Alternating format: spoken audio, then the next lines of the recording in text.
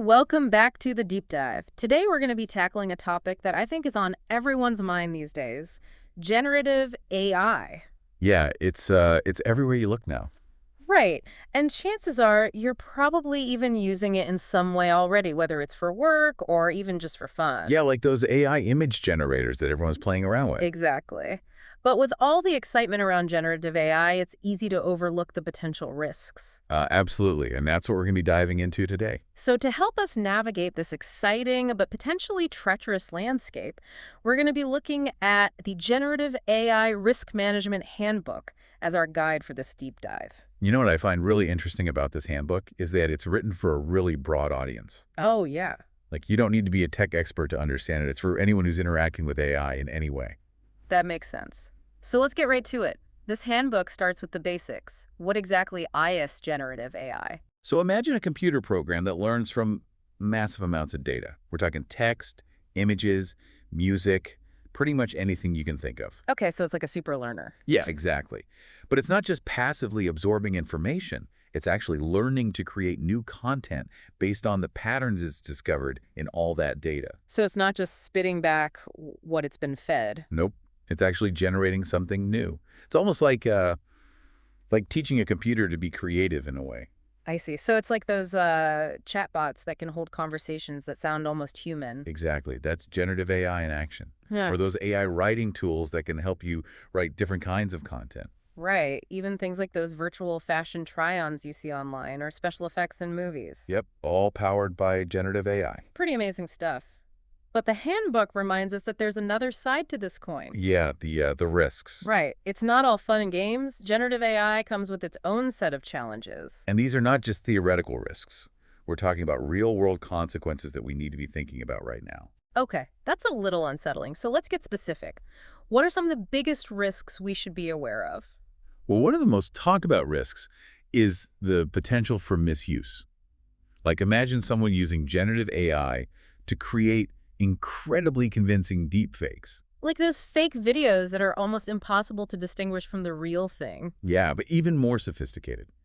Think about the potential for spreading misinformation on a massive scale. Right, like it could really erode trust in everything we see and hear online. Exactly. And it's not just deepfakes. Generative AI could be used to automate sophisticated phishing attacks, or even to create harmful content that's specifically designed to manipulate people. So it's like a powerful tool that can be used for good or for bad. Exactly. And then there's the whole issue of security. What do you mean? Well, these AI models need massive amounts of data to learn and function. And that raises serious concerns about data privacy. So even if the intentions are good, there's still a risk of unintentionally exposing sensitive information. Right. And we have to think about the possibility of someone deliberately trying to manipulate the AI's input data. To get it to do something harmful. Exactly. These are called adversarial attacks, and they can be really hard to detect. So it's like hacking, but instead of hacking a computer system, you're hacking the AI itself. Precisely. And then there's the issue of model reliability. AI can sometimes behave in unpredictable ways, especially when it encounters situations that are outside of its training data. I see. So it could generate something that seems plausible, but is actually completely inaccurate. Exactly. Think about like a fake news article or even misleading medical advice.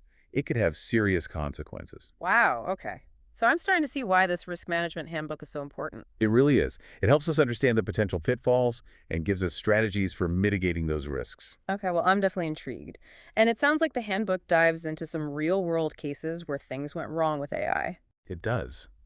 Those case studies are really fascinating. It's like cautionary tales reminding us that these risks are not theoretical. They've already happened. Well, I'm all ears. Let's hear about those cautionary tales. Okay, so one case that really stands out is the use of deep fakes in politics. Oh, I remember hearing about that. It was a fabricated video of a political figure making some very inflammatory remarks. It spread like wildfire online, right? Yeah, and even with all the tools we have for detecting fakes, it still took a while to debunk that video. And even then, the damage was already done. Exactly. It really shows how easily misinformation can spread in the digital age, especially when it's powered by AI. Yeah, it's a sobering thought for sure. So, are there other areas where AI has gone wrong, like in healthcare, for example? Oh, absolutely. There's a case in the handbook where an AI system designed to diagnose rare diseases ended up misdiagnosing patients. Oh, wow, that's scary.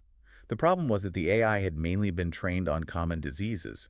So when it encountered a rare condition, it just didn't know how to handle it. So even with all the data these AI systems are trained on, they can still make mistakes. Yeah, and in healthcare, the stakes are obviously really high. Yeah, for sure. So what happened in that case? Well, the healthcare organization had to go back and revise their protocols. They started putting more emphasis on human oversight and clinical judgment. They realized that AI is a tool, not a replacement for human expertise. Right, you can't just blindly trust the AI's output. Exactly. And they also started using AI systems that offered more transparency, so doctors could understand how the AI was arriving at its diagnoses. So they could question its recommendations if necessary. Right. Transparency is really important when it comes to AI, especially in sensitive areas like healthcare. Okay, so we've talked about misuse and we've talked about the potential for errors. Are there other examples in the handbook where AI went wrong? There's one that really highlights how AI can perpetuate existing biases, even unintentionally. Oh, this sounds interesting. So this law firm was using an AI tool to analyze cases and predict outcomes. They were hoping to increase efficiency and identify the best legal strategies. It makes sense. But the AI had been trained on data that was primarily from affluent clients and cases from urban areas. Oh, so the data itself was already biased. Exactly. And as a result, the AI consistently underrepresented cases involving marginalized communities or those from rural areas. So even in a field like law where fairness is supposed to be paramount, AI can actually introduce more bias. It's a reminder that AI systems reflect the biases that are present in their training data. Right. So what did the law firm do about it? They had to take a multi-pronged approach. They worked on diversifying their training data to include a wider range of clients and case types. So making sure the data was more representative of the real world. Exactly. And they increased human oversight to make sure that the AI's recommendations were being carefully reviewed. So not just taking the AI's word as gospel. Right. And they implemented regular audits to check for any unfairness or bias in the system. So it sounds like even when AI seems like the perfect solution, it's not something you can just set and forget. You need to be constantly monitoring it and adjusting your approach. Absolutely. And that's where the concept of risk management comes in. There are proactive steps we can take to mitigate these risks and ensure that generative AI is used responsibly and ethically. Okay, I'm ready for some solutions. After hearing all these cautionary tales, I'm eager to learn about what we can do to prevent these kinds of situations from happening in the future. Let's shift gears and dive into some strategies for mitigating the risks associated with generative AI. Sounds good. The handbook provides a really comprehensive framework for managing AI risks. Okay, great. And it all starts with identifying potential risks. Yeah. Like, where are the vulnerabilities? What could go wrong? So it's kind of like a risk assessment, but specifically tailored to AI. Exactly. And we have to remember that risk management isn't just about the technology itself. It's also about the people involved. Yeah, the human factor is always important. Right. We need to consider all the stakeholders like customers, employees, regulators, the general public. How might they be impacted by the AI? That's a really good point. It's easy to get caught up in the technical aspects and forget about the human element. So once we've identified the risks, what are some concrete steps we can take to mitigate them? Let's take data privacy as an example. We can use techniques like differential privacy and federated learning. Those sound familiar. Can you remind me what those are again? So differential privacy is like adding noise to the data in a way that protects individual data points, but still allows the AI model to learn the overall patterns. So it's like blurring out the details, but still getting the big picture. Exactly. And federated learning is all about decentralization. So instead of collecting all the data in one central location, the AI model is trained on data that stays distributed across multiple devices or servers. Oh, I see. So the data never actually leaves its original location. Right, which helps to reduce the risk of exposure. Okay, so those are some pretty clever ways to protect data privacy. But what about those adversarial attacks we talked about earlier? How do we protect the AI from being manipulated? Well, one approach is something called adversarial training. It's basically like giving the AI a self-defense course. I like that analogy. We train the AI on data that includes these adversarial examples, so it learns to recognize and resist them. So it's like immunizing the AI against these harmful inputs. Exactly. But even with all these precautions, we still need to be constantly vigilant. So we can't just set it and forget it. Right. We need systems in place to detect and respond to any emerging risks, even after the AI has been deployed. So real-time monitoring is key. Absolutely. Think about like real-time analytics and alert systems that are constantly tracking the AI's performance and flagging any suspicious So activity. you're actively watching it and ready to intervene if necessary. Exactly. And we need a well-defined plan for incident response. You know what to do if something goes wrong. This all sounds very thorough, but also pretty complex. Are there any tools or technologies that can help us manage these risks more effectively? Oh yeah, definitely. There are some amazing tools out there. For example, IBM has an AI Fairness 360 toolkit. What's that? It's a set of metrics and algorithms that you can use to test for and reduce bias in AI models. So it's like a bias-busting toolkit specifically for AI. Yeah, exactly. And there are also platforms designed for adversarial training and robust encryption methods to protect the data and the AI models themselves. So there are resources out there to help us navigate this complex landscape. But it also seems like staying on top of AI risk management is a constant process. You hit the nail on the head. The world of AI is constantly evolving, and new risks are emerging all the time. So it's not a one-time fix, it's an ongoing journey. Absolutely. The handbook emphasizes the need for continuous learning, ongoing research, and the development of new tools and technologies to keep pace with AI's rapid evolution. It sounds like AI risk management is becoming a specialized field in itself. It really is. And it requires a multidisciplinary approach.